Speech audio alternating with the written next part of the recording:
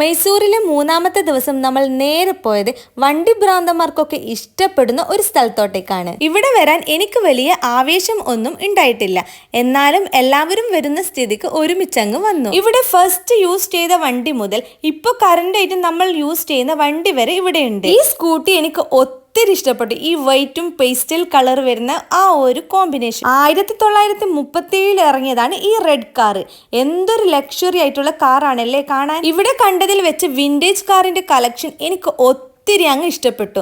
അത് കാണുമ്പോൾ ഇപ്പോൾ നമ്മളെ നാട്ടിലൊക്കെ യൂസ് ചെയ്യുന്ന നോർമൽ കാർ എവിടെ നിൽക്കുന്നു എന്നതാണ് എനിക്ക് തോന്നിയത്. കാർ ലവേഴ്സിനൊക്കെ എന്തായാലും മസ്റ്റ് ആയിട്ട് മൈസൂരിൽ പോകുന്നുണ്ടെങ്കിൽ വിസിറ്റ് ചെയ്യേണ്ട ഒരു പ്ലേസ് തന്നെയാണ് ഇത്. അങ്ങനെ ഇവിടുത്തെ കാഴ്ചകളൊക്കെ കണ്ടതിന് ശേഷം നേരെ വിട്ടത് വൃന്ദാവനത്തിലേക്കാണ്. അങ്ങോട്ട് പോകുന്ന പോക്കിൽ നല്ലൊരു കാഴ്ച കാണാൻ ഇടയായി.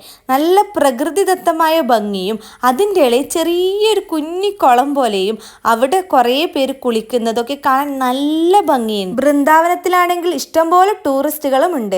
അങ്ങനെ അവിടെ മെയിനായിട്ട് പോകാനുള്ള ലക്ഷ്യം തന്നെ ഈ വാട്ടർ ഡാൻസ് കാണാനാണ്.